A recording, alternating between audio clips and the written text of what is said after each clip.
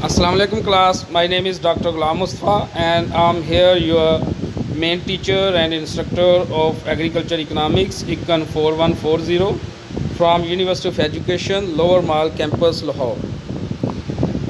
Okay जी class, हम पिछले ही लेक्चर को कंटिन्यू रखेंगे रिस्क मैनेजमेंट इन एग्रीकल्चर, और फिर हम उसके कुछ एडवांटेज देखेंगे कि रिस्क मैनेजमेंट जब की जाती है और रिस्क और अनसर्टेनिटी से जब अवॉइड किया जाता है तो इसके क्या बेनिफिट्स होते हैं, क्या एडवांटेजेस हैं। हमने पिछले 2 लेक्चर्स में हमने मैनेजमेंट स्ट्रेटजीज़ देखी कि किस तरह जो प्रोडक्शन रिस्क, फाइनेंशियल रिस्क और मार्केटिंग रिस्क जो है वो फार्मिंग कम्युनिटी के अंदर किस तरह ये यूज़ हो रहा है। तो इसमें हमने 3 किस्म के रिस्क की बात की और उसके हमने सब पार्ट्स देखे कि वो कौन कौन सी प्रोडक्शन टेक्निक्स है, जैसे लेस रिस्की इनपुट्स है, या हमने फाइनेंशियल रिस्क की बात की जैसे इंश्योरेंस है, मार्केटिंग रिस्क की बात की कि मल्टीपल मार्केट्स हैं। इसको आज हम वैसे ही कंटिन्यू रखेंगे और फिर देखेंगे इसके बेनिफिट्स और ये किस तरीके से की जाती है। हम अगले 1-2 लेक्चर में इसको कवर करेंगे। ये है जी आपके पास एडवांटेज ऑफ रिस्क मैनेजमेंट। सबसे बड़ा जो है उसमें सबसे जो बड़ी चीज़ है वो डाइवर्सिफिकेशन है। डाइवर्सिफिकेशन की हमने डिफरेंट टाइप्स देखी थी। उसमें अगर हम उसको जर्नलाइज करें तो क्रॉप डाइवर्सिफिकेशन है कि different crops on the same field और different crops on different fields can be grow, और उसमें इंटरक्रॉपिंग हो सकता है। उसमें जो है वो 1 एकड़ में मल्टीपल क्रॉप्स लगा लेना, या एक क्रॉप्स के अंदर जैसे मैंगो है, सिट्रस है, इसके अंदर वीट वगैरह या फोडर वगैरह लगा लेना, या मतलब एक से ज़्यादा क्रॉप्स के एक क्रॉप तो फेल हो जाएगी, दूसरी क्रॉप तो डेफिनेटली नहीं ना होने वाली, कोई एक जो है वो ज़रूर बेनिफिट दे जाएगी।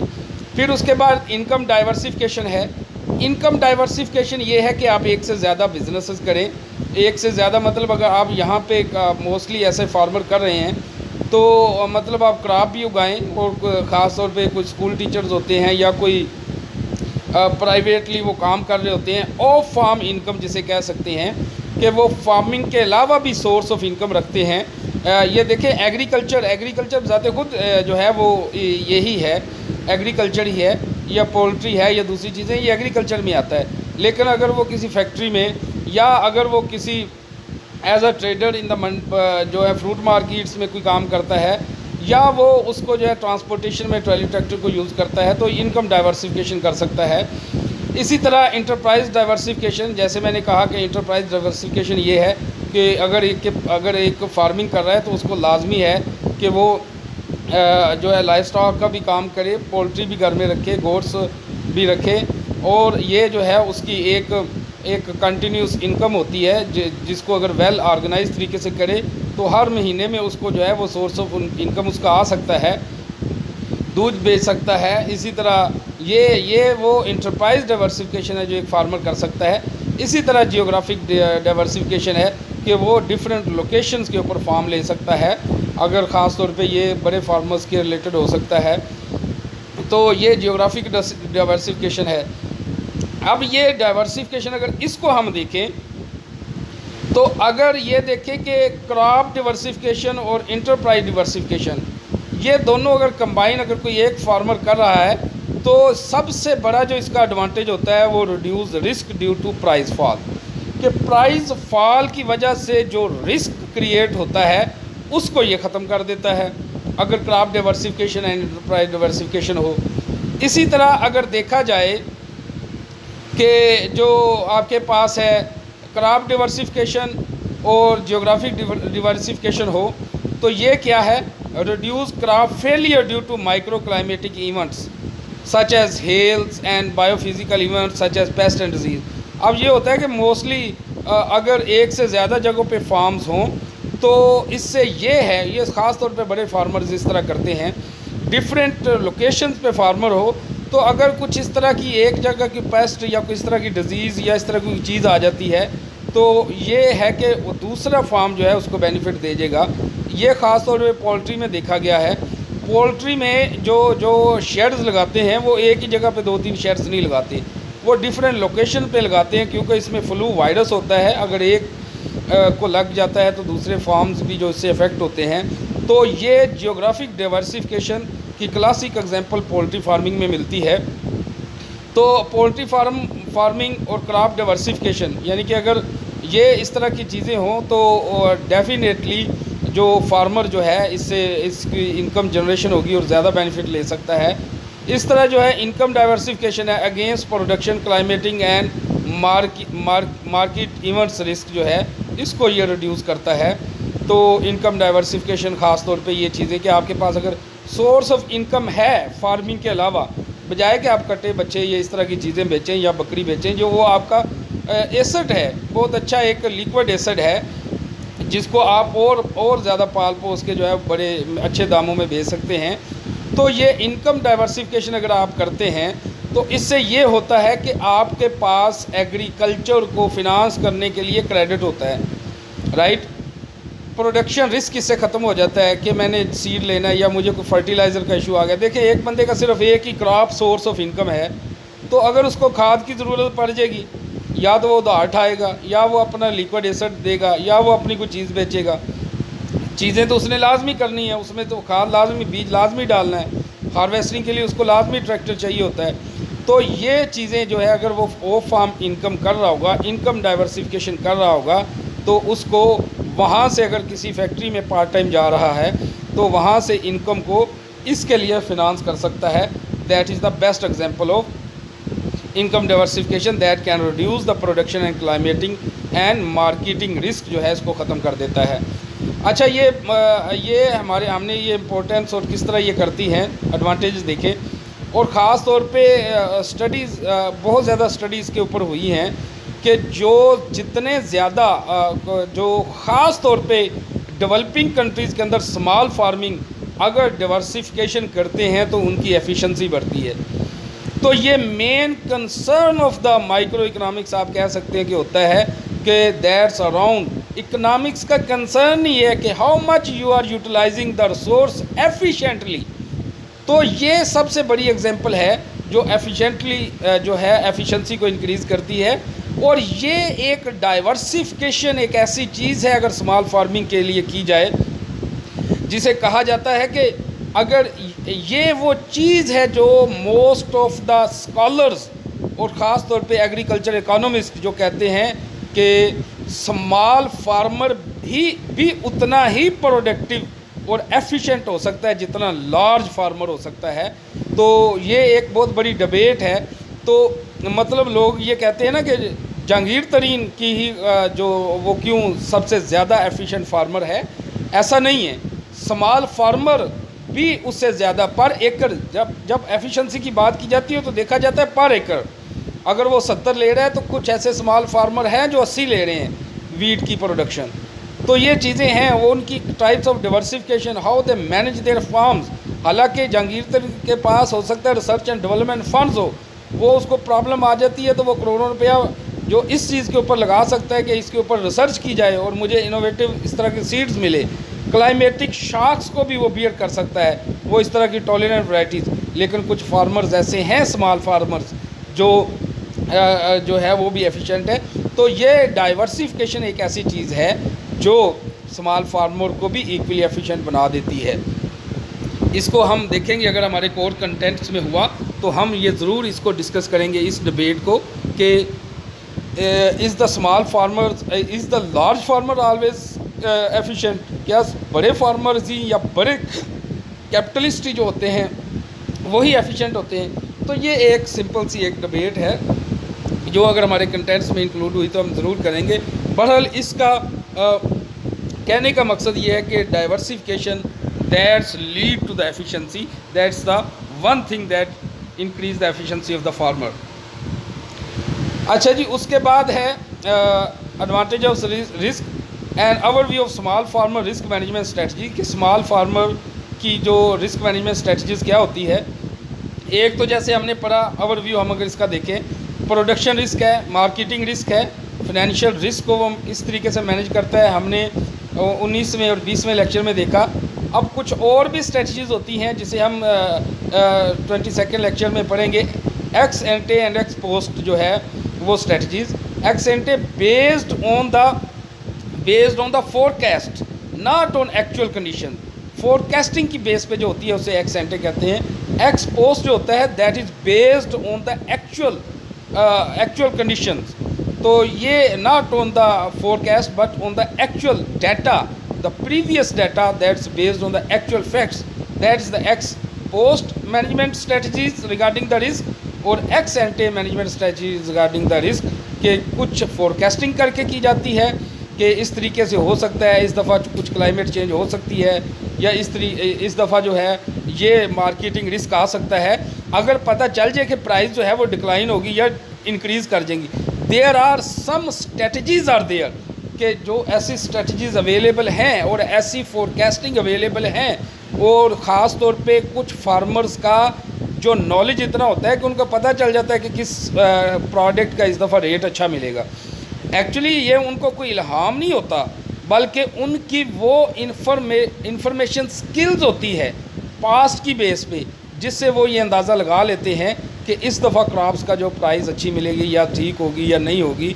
तो ये एक्चुअली एक्स एंटे अप्रोच होती है जो फॉरकास्टिंग की बेस पे होती है। और अगर प्रोडक्शन सीज़न आपने लगा लिया है, आपने कोई क्रॉप लगा ली है, आपने कोई फसल उगा ली है और उसमें से बीज डाल दिया है, फिर एक्स पोस्ट स्ट्रेटजीज़ होती हैं कि अब हमें कोई फोरकास्टिंग नहीं, हमने पास्ट डाटे की बेस पे कुछ मैनेजमेंट स्ट्रेटजीज़ बनानी है। उसको हम इस अगले लेक्चर्स में या इस लेक्चर्स में कवर करने की कोशिश करेंगे। अच्छा जी, ये कुछ हमने इसको समराइज़ किया है, सारे चीज़ों को बड़े अच्छे तरीके से इसको लिखा गया है। सबसे पहले जो प्रोडक्शन रिस्क होता है, इसमें कौन कौन सी स्ट्रेटजीज़ होती हैं और उससे कौन सा रिस्क रिड्यूस होता है, तो ये टेबुलर फॉर्म में पिछले 3 लेक्चर्स की बेस पे और कुछ एडिशनल मटेरियल इसमें डाला गया है। सबसे पहले ये है कि यूज़ ऑफ स्टेबल इंटरप्राइजेज़, कि ऐसा नहीं है कि आप सिर्फ क्रॉप्स ही उगाएं, आपको क्या है स्टेबल इंटरप्राइजेज़, ऐसी चीज़ें कि अगर आप स्मॉल फार्मर है ख़ास तौर पे, तो आपको कुछ प्रोपोर्शन जो है आपको मार्केटिंग के लिए डिफरेंट मार्केट्स देखनी होंगी, और ये भी नहीं डिफरेंट मार्केट्स, बल्कि कुछ प्रोपोर्शन आप ऐसा रखें जो आप डायरेक्ट कंज्यूमर को दें, ना कि मंडियों में दें या मार्केट में दें। तो ये आपके जो है यील्ड टेक्नोलॉजी और पॉलिसी रिलेटेड जो शॉक्स होते हैं, जो रिस्क होते हैं, उसको रिड्यूस कर देता है। और यूज़ ऑफ टॉलरेंट कल्टीवार्स, के आप ऐसी कल्टीवार्स यूज़ करें या ऐसी वैरायटीज़ यूज़ करें जो आप कह सकते हैं कि यील्ड या टेक्नोलॉजी या पॉलिसी, मतलब ख़ास तौर पे ये जो लेट्स से कि देखें, अगर आप ऐसी टॉलरेंट वैरायटी या न्यू वैरायटी या हाइब्रिड वैरायटी यूज़ करते हैं, तो ये चीज़ ऐसी होती है, ख़ास तौर पे टॉलरेंट वैरायटी के राइस की जो टॉलरेंट वैराइटीज़ है वो वाटर टॉलरेंट वैराइटीज़ ऐसी आ चुकी हैं जो वाटर को कम यूज़ करती हैं, राइट। इस तरह की बहुत सी चीज़ें ऐसी भी वैराइटीज़ आ चुकी हैं जो क्लाइमेटिक शॉक्स को बियर कर लेती हैं। ऐसी वैरायटी भी आ चुकी हैं जो पेस्ट के और डिजीज़ के अटैक की प्रोबेबिलिटीज़ को कम कर देती है। तो ये अगर हम इस तरह की वैरायटीज़ अगर फार्मर इस तरह की यूज़ करे तो उससे यील्ड रिस्क कम हो जाता है। आगे हमने अभी पिछले ही स्लाइड में बात की diversification, that's diversification in crops, in life stock, with in season, across season and across space. ये वही है कि क्रॉप डाइवर्सिफिकेशन करें, ये लाइफ स्टॉक जो है इंटरप्राइज डाइवर्सिफिकेशन करें, एक ही सीज़न में डिफरेंट क्रॉप उगाएं, अक्रॉस सीज़न और डिफरेंट सीज़न में, मतलब गर्मियों सर्दियों में आप ये वीट राइस के बजाय आप कोई और भी कर सकते हैं। ख़ास तौर पे कुछ गवारा है, इस तरह की फसल का नाम है। तो अगर कहते हैं कि उसके बाद कोई क्रॉप उगाई जाए तो उससे क्या होता है, उससे अगली प्रोडक्शन जो क्रॉप होती है उसकी यील्ड ज़्यादा होती है। इस तरह की रोटेशंस में अगर की जाए, अब अगर राइस के बाद, क्योंकि राइस पानी बहुत ज़्यादा लेता है, राइस के बाद अगर ऐसी वैरायटी लगा दी जाए जिससे वाटर कम यूज़ हो, मतलब अगर आपने ऐसी क्रॉप लगाई जिसमें पहले आपने राइस उगाया था, अक्रॉस सीज़न ये हो सकता है कि उसके बाद ऐसी क्रॉप लगाएं जिसको पानी कम ज़रूरत हो, क्योंकि ऑलरेडी उसमें वाटर कंटेंट्स होते हैं जो जिसमें राइस की क्रॉप होती है, तो अगली जो क्रॉप होती है उसको कम वाटर की ज़रूरत पड़ेगी। इस तरह अक्रॉस स्पेस, मतलब आप डिफरेंट टाइमिंग में डिफरेंट क्रॉप्स को उगाएं। तो ये सारे यील्ड टेक्नोलॉजी और पॉलिसी रिस्क को जो है वो कम करते हैं।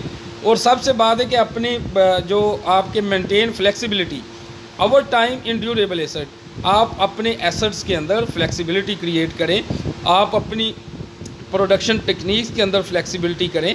अगर आपका बिज़नेस जितना फ्लेक्सिबल होगा, तो अगर कोई शॉक्स इस तरह का आता है तो उसको इजीली मैनेज किया जा सकता है, राइट।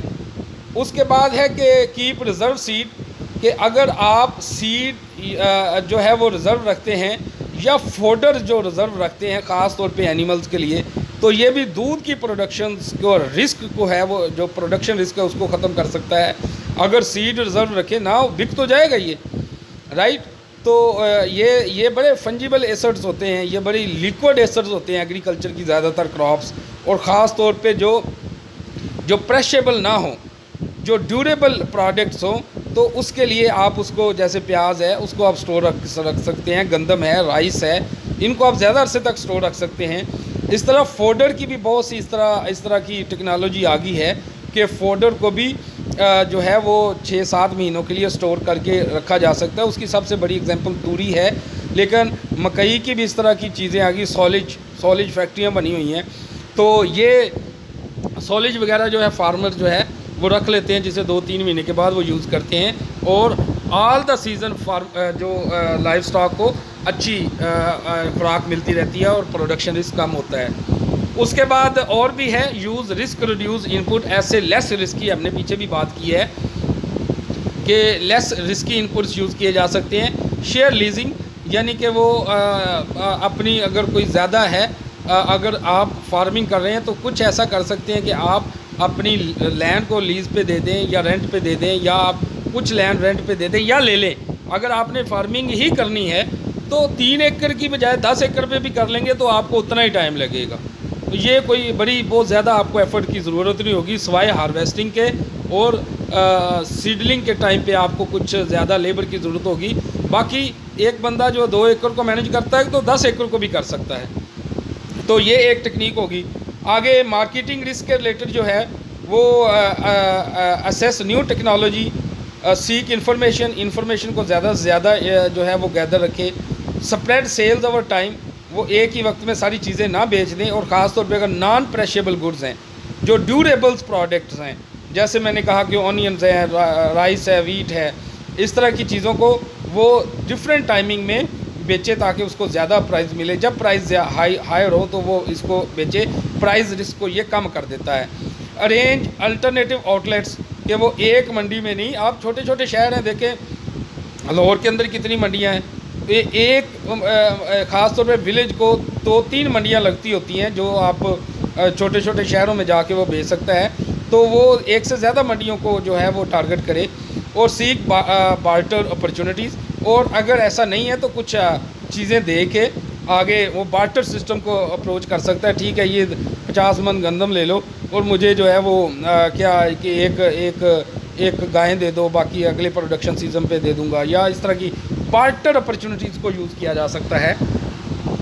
उसके बाद फाइनेंशियल रिस्क है, ये भी हमने आगे पढ़े हैं। Maintain high equity ratio, equity ratio ये होती है is the financial ratio including the relative proportion of equity use to finance the company's asset, कि वो आपकी फाइनेंशियल रेशो और रिलेटिव प्रोपोर्शन ऑफ आपकी जो इक्विटी है उसको अपने एसेट्स के लिए फिनांस, कंपनी एसेट्स के लिए फिनांस करना, या एग्रीकल्चर की एसेट्स के लिए फिनांस करना इक्विटी रेशो है।